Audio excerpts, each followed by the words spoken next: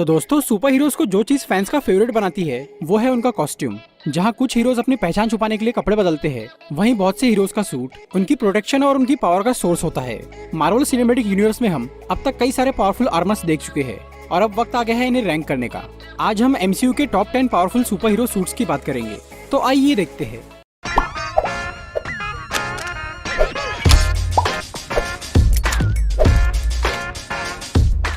वैसे तो अब तक हमने MCU में कई सारे पावरफुल आर्मर्स देखे हैं, लेकिन यहाँ हम सिर्फ 10 अलग अलग सुपर हीरो सूट्स की ही बात करेंगे। तो चलिए उल्टी गिनती शुरू करते हैं। नंबर 10 पे है ब्लैक विडो। नताशा रोमानोफ के पास कोई सुपर पावर नहीं है, इसीलिए उसे अपनी फाइटिंग स्किल और अपने सूट पर ही डिपेंड रहना पड़ता है। उसका ये सूट देखने में तो काफी सिंपल लगता है, लेकिन ये है बहुत कमाल का। ये न सिर्फ नताशा को प्रोटेक्ट करता है, बल्कि ये सूट कई हथियारों से लैस भी है। ये सूट कुछ हद तक बुलेट प्रूफ है और ये कई तरह के फोर्स और इम्पैक्ट को झेल सकता है। ब्लैक विडो का सूट टाइम के साथ बहुत चेंज हुआ है, लेकिन उसमें एक चीज हमेशा सेम रही है, जो कि है ब्लैक विडोज बाइट। ये bracelets powerful electrical charge produce करते हैं, जिससे किसी को भी बेहोश या खत्म किया जा सकता है। टोनी स्टार्क ने ब्लैक विडो के सूट को अपग्रेड किया था, जिससे ये और भी खतरनाक बन गया था। नंबर 9 पे है Captain Marvel. Carol Danvers MCU के सबसे पावरफुल कैरेक्टर्स में से एक है। वैसे तो उसे किसी आर्मर की जरूरत नहीं है, लेकिन फिर भी उसके पास एक सुपर सूट है। क्री स्टारफोर्स से मिला ये यूनिफॉर्म बहुत ही काम की चीज है। ये सूट बहुत ड्यूरेबल है, इस पे किसी भी तरह के एनर्जी ब्लास्ट का कोई असर नहीं होता। इसके साथ ही ये टेक्निकली बहुत एडवांस है। इस सूट में एक यूनिवर्सल ट्रांसलेटर लगा हुआ है, जिससे किसी की भी लैंग्वेज को समझा जा सकता है। इसमें एक कम्युनिकेशन डिवाइस है और एक एनालाइजर है, जो कि आसपास की इंफॉर्मेशन निकालने के काम आता है। इस सूट में एक हेलमेट भी है, जो कि हर तरह के एनवायरनमेंट में सांस लेने में मदद करता है। नंबर 8 पे है स्टार लॉर्ड। पीटर क्विल यानी स्टार लॉर्ड भले ही कोई काम का आदमी ना हो, लेकिन उसका सूट और उसके गैजेट्स बहुत यूजफुल है। उसका आर्मर कई अलग अलग चीजों से मिलकर बना है। सबसे पहले बात करते हैं उसके हेलमेट की। ये कोलैप्सिबल हेलमेट प्रोटेक्शन के अलावा हेड्स अप डिस्प्ले की तरह काम करता है और ये स्पेस में सांस लेने के भी काम आता है। इसके साथ ही स्टार लॉर्ड के पास जेट अटैचमेंट्स भी है, जिसे वो अपने पैरों और पीठ पर लगाकर उड़ सकता है। इस सब के अलावा उसके पास कई तरह के वेपन्स और गैजेट्स है, जैसे कि ब्लास्टर और बॉम्ब्स।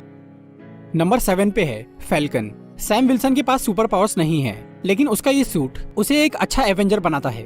एक्सो 7 फैल्कन नाम का ये मिलिट्री हार्डवेयर बहुत जोरदार टेक्नोलॉजी है। सैम का ओरिजिनल सूट सिर्फ उड़ने के लिए डिजाइन किया गया था, लेकिन बाद में इसमें कई सारे अपग्रेड्स किए गए और ये एक पावरफुल आर्मर बन गया।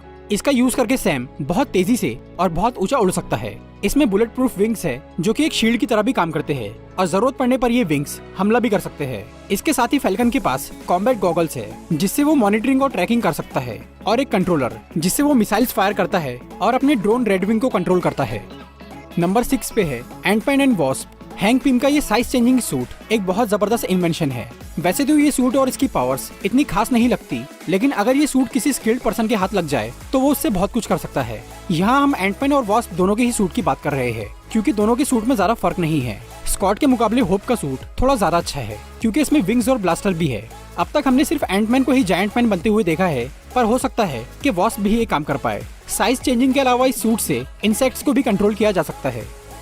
नंबर 5 पे है डॉक्टर स्ट्रेंज। सॉर्सरर सुप्रीम यानी स्टीवन स्ट्रेंज को किसी खास आर्मर की जरूरत नहीं है। उसका मैजिक ही बहुत पावरफुल है, लेकिन फिर भी उसके पास एक कमाल का सूट है, जिसे हम डॉक्टर स्ट्रेंज का साथी भी कह सकते हैं। क्लोक ऑफ लेविटेशन एक सोचने समझने वाला जादुई लबादा है, जो कि अपनी मर्जी से भी काम करता है और अपने विल्डर के भी ऑर्डर को फॉलो करता है।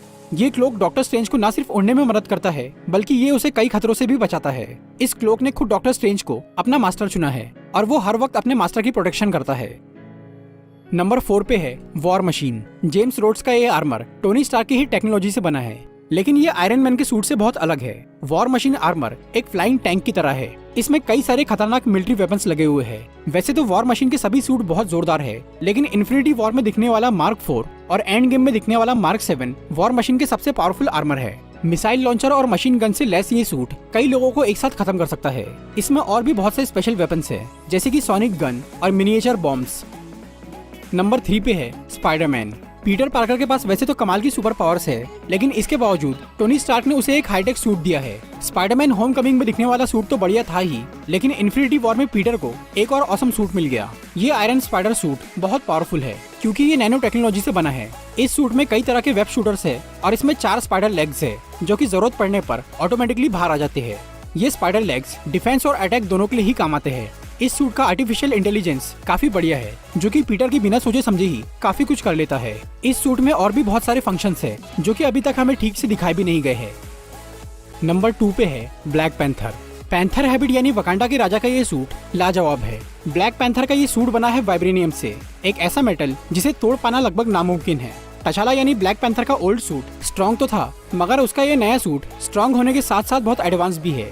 नैनो टेक्नोलॉजी से बना ये सूट एक नेकलेस में समाया हुआ है, जो कि मेंटल कमांड मिलने पर एक्टिवेट हो जाता है। इस सूट की सबसे बड़ी खासियत ये है कि ये हर तरह के इम्पैक्ट और एनर्जी को स्टोर कर लेता है और जरूरत पड़ने पर उसे एक साथ छोड़ता है। वैसे तो इस सूट को डैमेज करना बहुत मुश्किल है, लेकिन अगर इसे कुछ हो भी जाए तो ये तुरंत अपने आप रिपेयर हो जाता है। एनर्जी एब्जॉर्प्शन एबिलिटी की वजह से ब्लैक पैंथर को अपने पास कोई हथियार रखने की जरूरत नहीं है, लेकिन फिर भी इसमें वाइब्रेनियम क्लॉज है जो कि किसी भी चीज को काट सकते हैं। नंबर 1 पे है आयरन मैन। इन्फिनिटी वॉर में हमने टोनी स्टार्क का मार्क 50 आर्मर देखा था, जो कि उसका सबसे पहला नैनोटेक आर्मर था। वो सूट अच्छा तो था, पर वो ज्यादा ड्यूरेबल नहीं था। फिर टोनी ने कई सारे आर्मर्स टेस्ट किए, जिसके बाद फाइनली मार्क 85 तैयार हुआ, जो कि उसका अब तक का सबसे पावरफुल आर्मर है। छोटे से आर्क रिएक्टर से बना हुआ ये सूट नैनो पार्टिकल से कुछ भी डिजाइन कर सकता है। ये आर्मर बहुत ज्यादा ड्यूरेबल है और इसमें कमाल की फीचर्स है। ये सूट बहुत सारे वेपन्स बना सकता है और थॉर की लाइटनिंग को एम्पलीफाई भी कर सकता है। इस आर्मर की सबसे बड़ी खासियत ये है कि ये सभी इन्फिनिटी स्टोन्स को संभाल सकता है।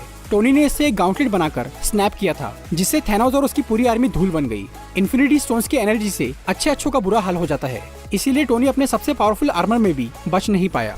लेकिन फिर भी वो अपने आर्मर की वजह से ही स्नैप के बाद भी कुछ देर तक जिंदा बचा रहा। इसीलिए आयरन मैन का mark 85 best super hero armour है। तो दोस्तों, ये थी MCU के टॉप 10 सुपर हीरो आर्मर्स के बारे में एक वीडियो। अगर आपको ये वीडियो अच्छी लगी हो तो इसे लाइक और शेयर जरूर करिए, और ऐसी इंटरेस्टिंग वीडियोस देखने के लिए सब्सक्राइब कीजिए हमारा चैनल और इस बेल को दबाइए, ताकि आपको हमारी वीडियोस सही टाइम पर मिल सके। Walking alone, the streets are empty. The only thing I can see is my own silhouette.